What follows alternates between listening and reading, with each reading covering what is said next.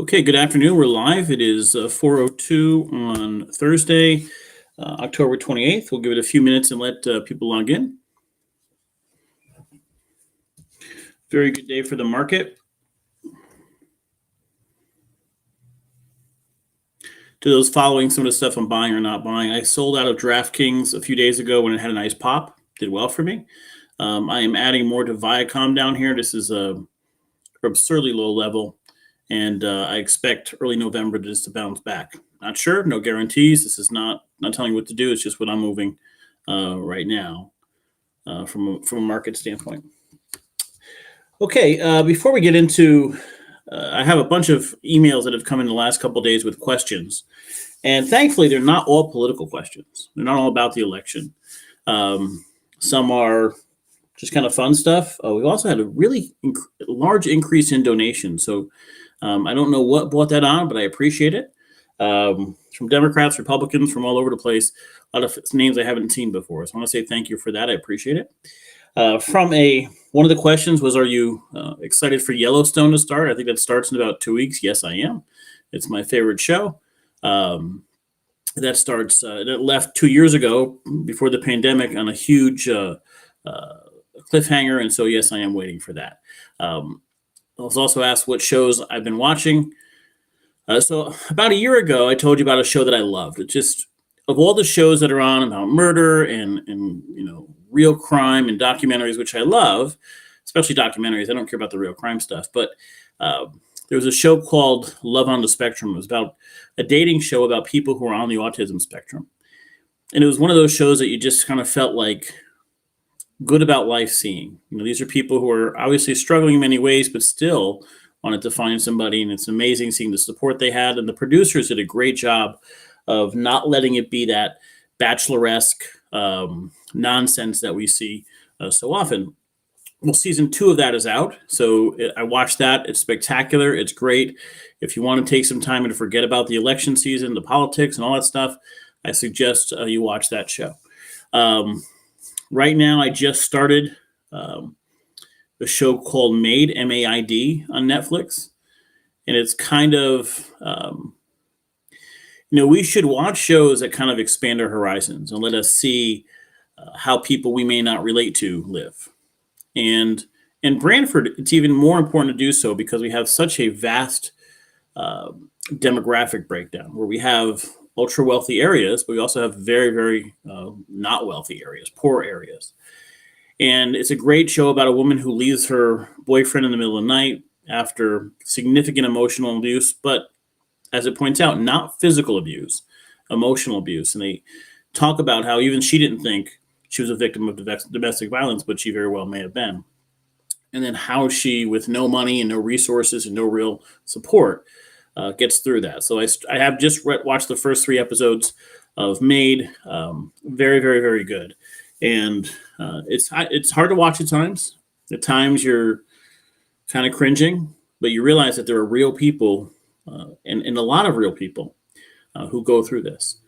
The other show I'm watching, and in this binge culture that we have, we've gotten used to being able to watch the whole season at once. So Hulu released a show called, oh my God, I forgot the name of it, Dopesick.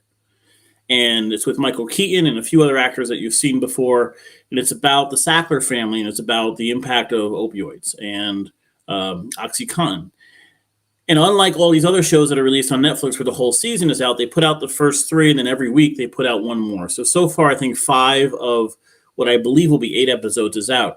So the first 3 episodes, if you are into the politics and the business side of how this stuff happens, you're going to be enthralled with the first 3 episodes. By the 4th episode is where the jaw-dropping stuff starts happening of the real impacts of heroin, not just heroin, but opioids. And I'm sure they take that leap going forward. So it's through 5 episodes now. If you want to watch it, wait till the whole thing is out. You want to wait another 3 weeks and see it as one piece. I'm to the point that I'm watching every episode as it comes out. Just really, really, really good. It's a story but the Sackler family, which was one of the few privately held pharmaceutical companies, came up with OxyContin.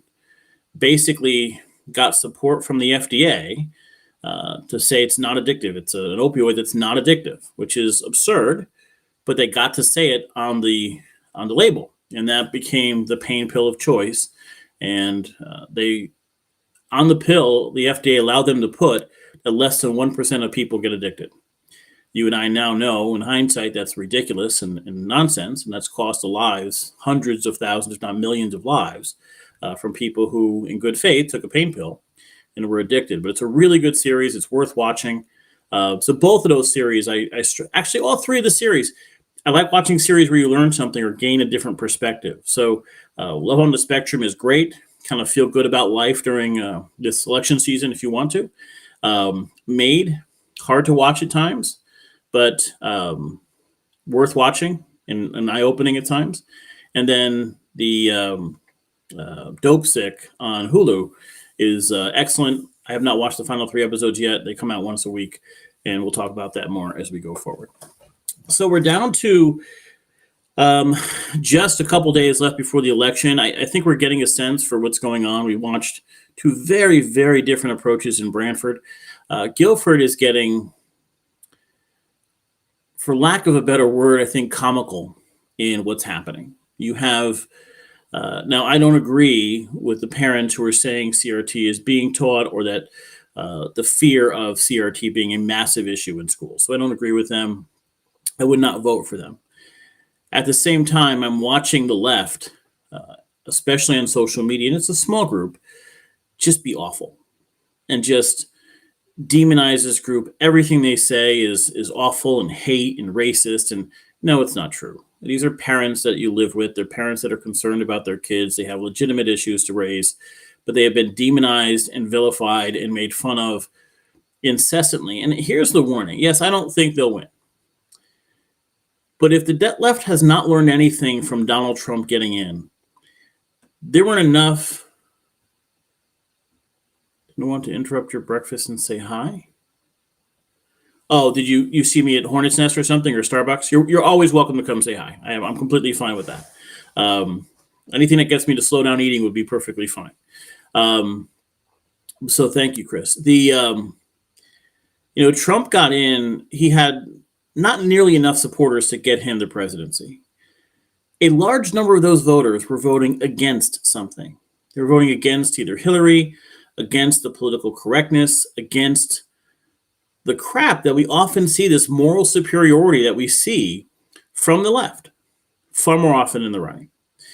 And what we're seeing in Guilford is just how ugly it is. You're seeing people who are just constantly going at them and demeaning other people for having an opinion. They're parents too. They're kids in the school system too. They get a voice too.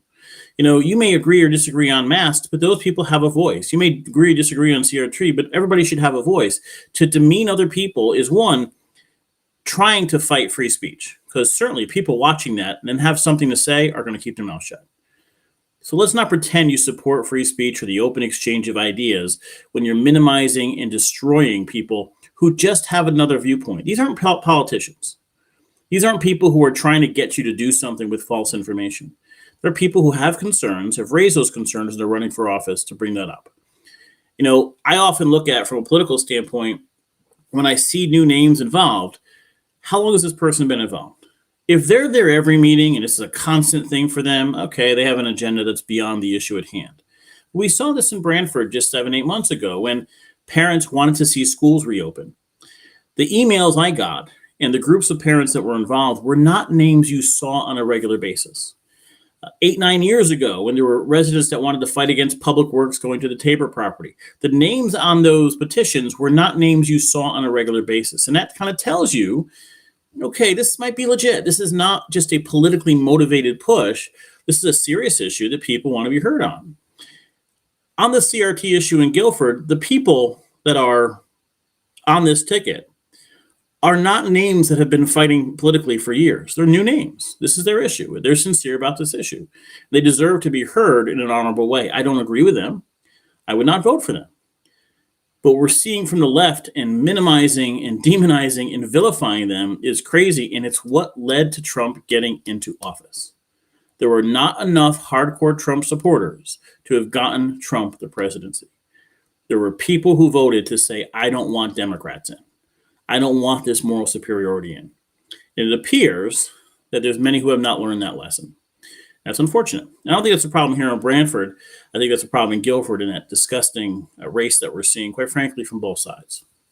So they haven't figured that out yet. But here in Brantford, we have another interesting issue. So an agenda came out on the town website, on the Board of Ed's website, of a special meeting being called on Friday. Now, I have never seen a special meeting called on Friday. And the only agenda items on this, and perhaps I should pull this up, and you're welcome to pull this up with me. And we'll just go to Brantford BOE or Brantford Schools. Brantford Public Schools comes up. In the menu, go to Board of Education, then Agendas and Minutes, and we will go to 2021 school year.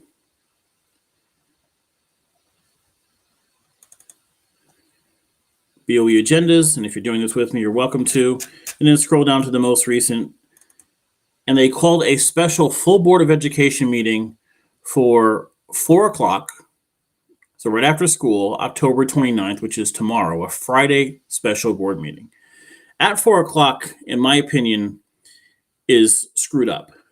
Because that tells me you don't want people there. That people who are working don't want to be there. But here's the agenda items: call to order, then executive session, discussion regarding terms of superintendent's contract. Third item, possible action regarding terms of superintendent's contract, and adjourn. So here's why this is troubling. Now, first of all, calling a special meeting for a Friday is nonsense. Calling for a special meeting Friday at 4 o'clock is even more nonsense. So we have those issues. When Bruce Storm was a former a superintendent in school. When he left, he was given basically the most golden of golden handshakes. And after that happened, there was some anger in town.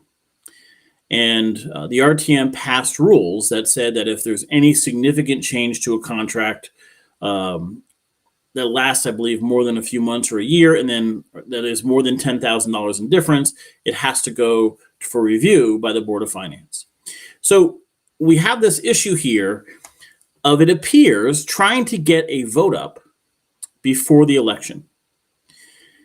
Now, there's a few things there's a caveat here. First of all, Hamlet Hernandez has some personal issues. There's an illness in his family. This is not him. We're talking really about Prinz calling this meeting. So we don't want to be critical of Hamlet in regards to this. If this is an extension, this is a very odd process. If it's something of a buyout or ending his contract, and there's money going his way, it has to go at some point to the Board of Finance. I'm guessing the Board of Education will basically say, okay, thank you for those terms. Let's send it to the Board of Finance. Then we'll vote after the election. I can't see that any board members in good faith would vote before an election on either an extension of his contract or some sort of golden handshake. And nor should they. I'm looking over the membership. I don't think they'd have the votes to do that. I'd like to know what the terms are, and I'd like to see it go to the Board of Finance first. But the law states that primarily because the town was so upset when Bruce Storm got the golden handshake that he got. So if this rubs you the wrong way, it should, because it rubs me the wrong way. Calling a special meeting on a Friday at 4 o'clock when you have an election 3-4 days away, when Mr. Prinz knows that the next time you guys meet after that election, you're likely not going to be the chairman. Like, you may put your name up for it, but I doubt anybody is voting for you for chairman. And that's any Republican, Democrat, either any of those get in. Any new members are on there, they're not going to vote for him to be the chairman. I don't know if the chairman would be, Meredith Gaffney went for in the past. Peter Burdun's probably a good choice. Tim Raynor may be a good choice. Maybe there's somebody else. But whatever the case is, like a 99.9% certainty that John Prinz isn't going to be the chairman.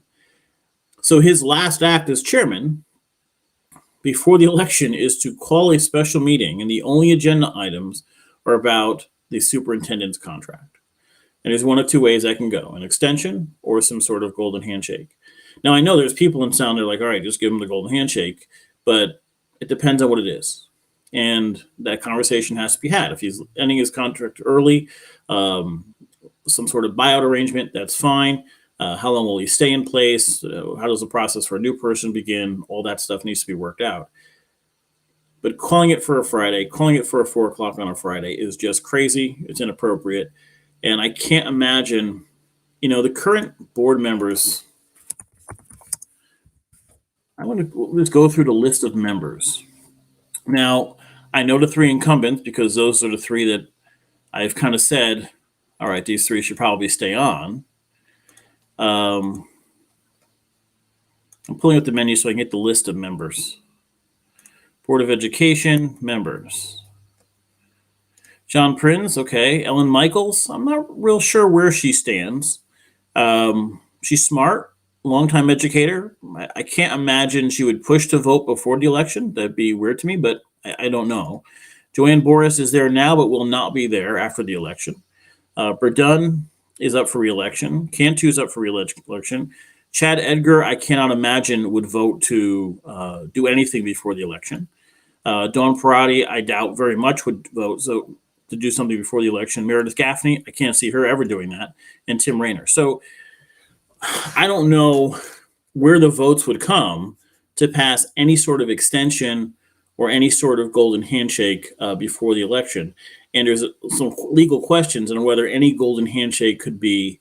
By golden handshake, we mean when somebody leaves early, you buy them out in some way. So if there's 2 years left on the contract at $200,000 a year and then health benefits, do you say to them, all right, we'll pay you, $100,000 payment and health care for 3 years for your family or something along those lines? Do you not pay them and offer them health care? Are there any other benefits you can offer them? What do you offer them to essentially give up their contract early? If he's leaving of his own accord, it's often nothing. You don't have to leave anything. I think there are people who want him gone, so I think they'd be willing to offer something. I'm just not sure what that would be. So I don't see, looking at these members, that they would agree to that. I don't know what Prinz is doing. I don't understand why he would call this meeting when nothing good can happen from this. There won't be, I find it very, very unlikely to be any resolution to this issue. And all it really does is basically says there's no chance that he remains chair after the election. And that's on him. There were enough complaints. There was time to adjust. There was time to do better. He has a very particular way of governing and a particular way of being chair. And I don't think others agree with it. And I don't think the general population agrees with it. So it's an interesting decision to make.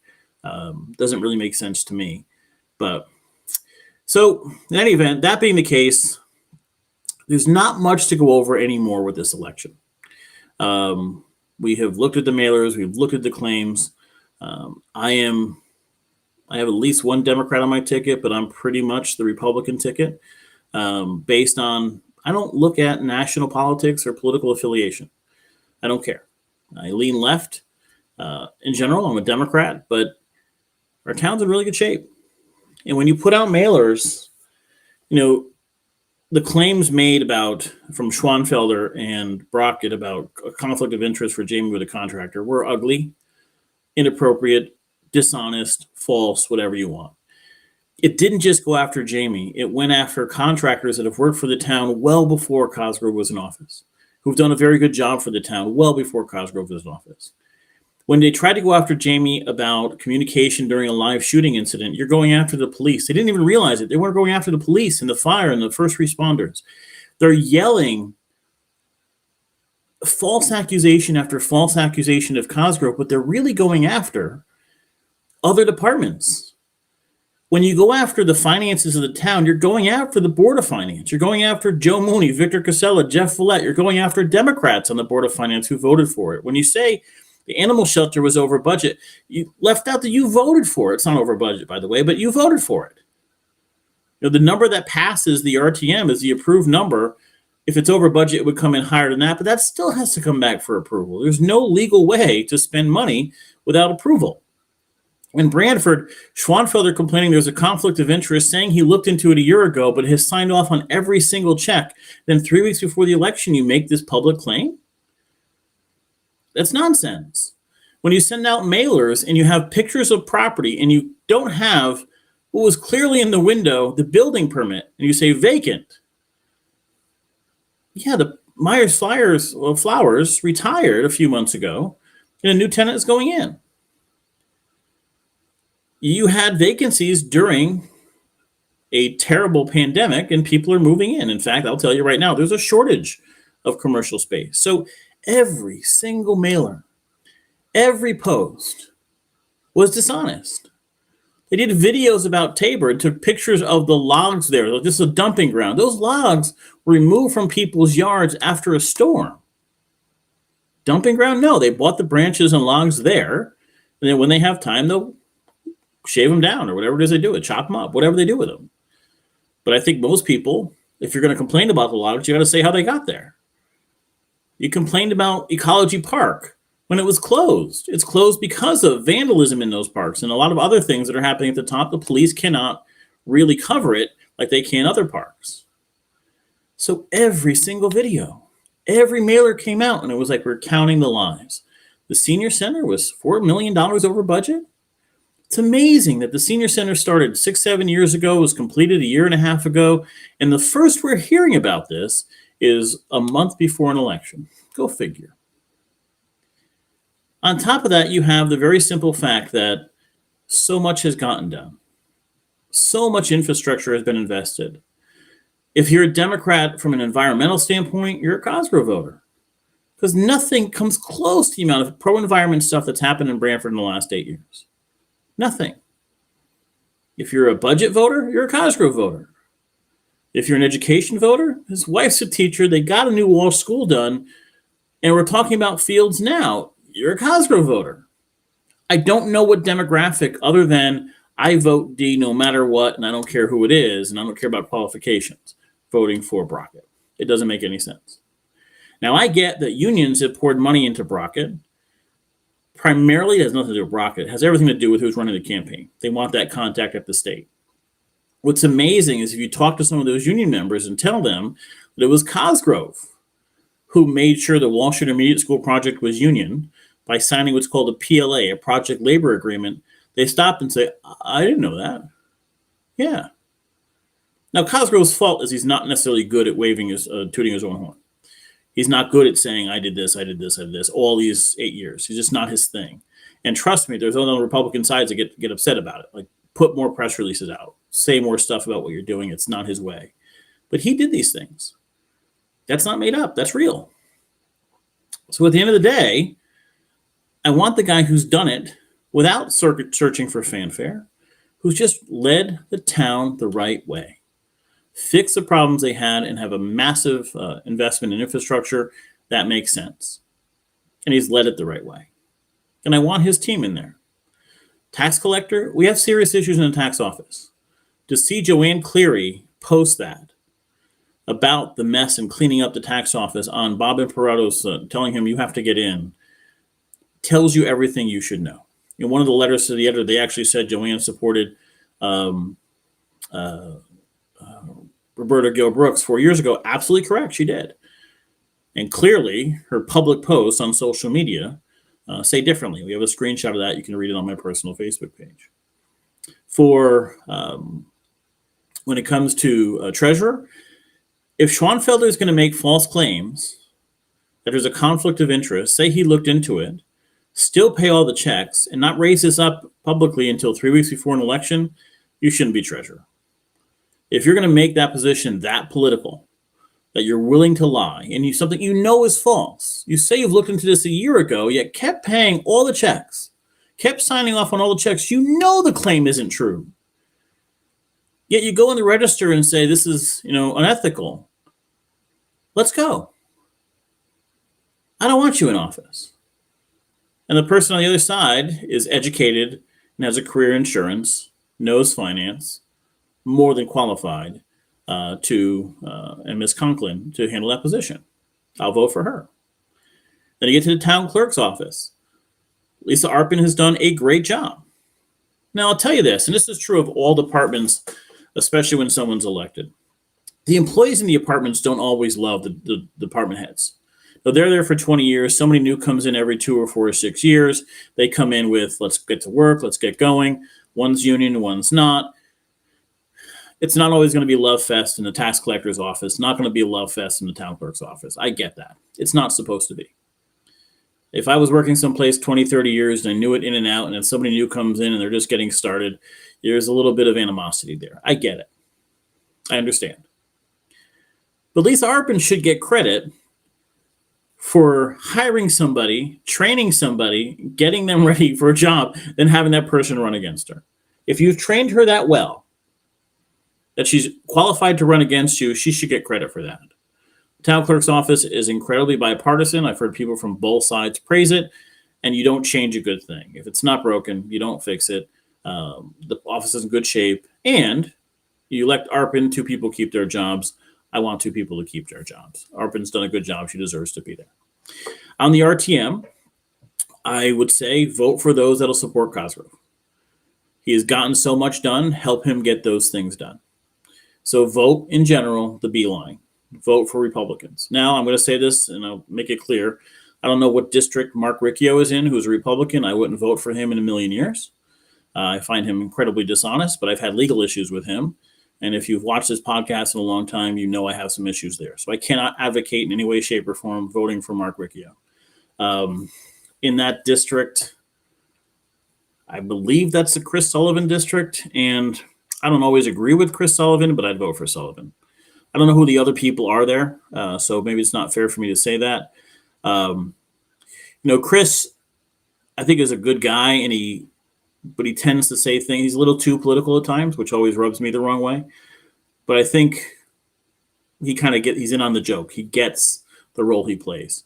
I would not vote for Riccio in that district. So just couldn't do it. I cannot advocate for anybody checking a box next to his name. He may win if Cosgrove wins on those coattails, but no, some people are just not good people, and I don't want him on the RTL. So I can't in any way, shape, or form endorse him. But all the other R's, they'll support Jamie. You'll support getting projects done. If you're looking to get fields, you want people in there who will help Jamie get that done.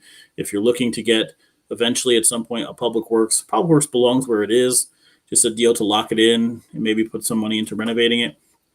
If you're looking to get more open space done, more environmental space done, he has to have his people there. Remember something very real. A lot of RTM Democrats didn't vote for the senior center. A lot of RTM Democrats didn't vote for the town energy conservation plan when they were doing an audit of all the town buildings, a self-funding plan. They refused to vote for it. They went against everything Democratic I'd ever seen, but they were doing it just because a Republican was leading the way. If you want to get stuff done, if you see the job Jamie has done, if you agree with me that it's a spectacular job in this town and he's the most qualified person in office, vote for people that will work with him. Vote row B all the way to the Board of Education. Now, I have not, because we did not hear from one Democratic candidate on the Board of Ed, it's not fair for me to look at that. Laura Troidel is certainly a viable candidate. She's a little political. I would say a little further right than I'm normally okay with. Her interview was fine. I've seen her in the past be far more forceful. So, you have to kind of weigh that. She's against Neil Sullivan. We haven't had a chance to interview Neil Sullivan, and he has a health issue in his family, so we don't want to take that against him. I'm going to leave that out. I'll vote for the incumbents overall. So that is Tim Raynor, Peter Verdun, and Christy Cantu. So Christy Cantu on my ticket may be the only Democrat on my ticket, but that's how I'm voting.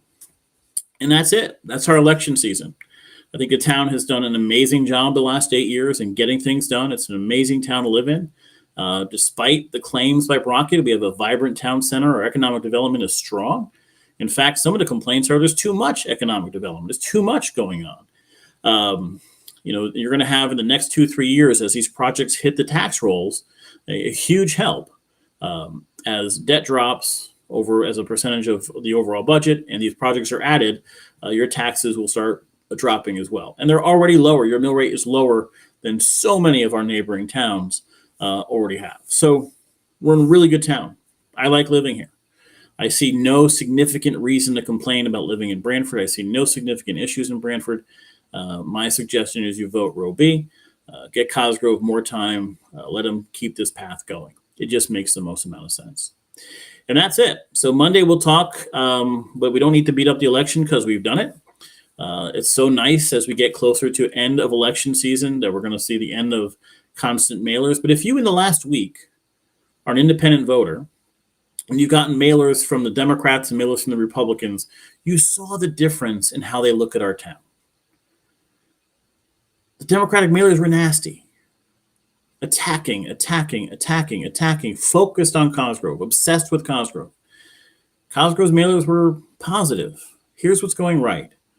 Here's where we stand. Here's the projects that got done. Here's our approach. Here's all the infrastructure improvements we've seen. And you never saw him attacking his opponent. That's the kind of elections I want.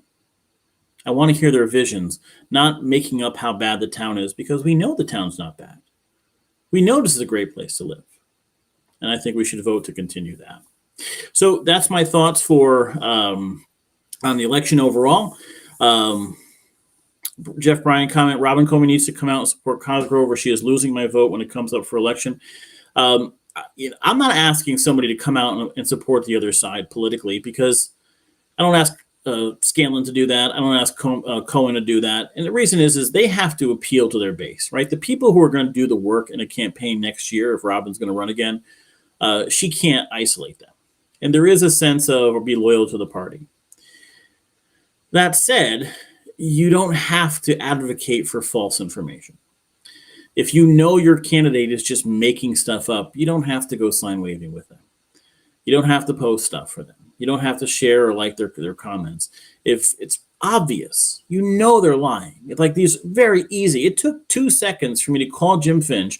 Send an email to Jim Finch and say, what are the numbers on the senior center? And he said, we have a $29,000 surplus. Then I know Brockett's full of shit. Like I know he's lying. So I'm not going to ask a candidate on the Democratic side or Republican side to come out and actively force and endorse the opposition side. I am going to ask you that when something is clearly dishonest, clearly wrong, clearly false, when an attack is clearly nonsensical and evil at times and disgusting at times, that you take a stand against that. You don't have to write a letter of endorsement for somebody on the other side, but take a stand against the lies and the false claims and the nonsense that's so easily disprovable. And that's what I'd like to see from Comey and from Cohen and from Scanlon. Not necessarily here, but always. I want to see those elected officials take a stand. If you're going to tell me you're honorable, if you're going to tell me you're honest, you're going to tell me you care about clean elections, then care about it no matter which side it benefits. That's what I'd like to see. Okay, guys, I hope everyone has an amazing weekend. The weather looks awful for Saturday, so hopefully we all get through a nice rainstorm, but it's a great time to make up and watch some of the shows that I mentioned tonight. Guys, have a great weekend. Have a great evening, and I will see you all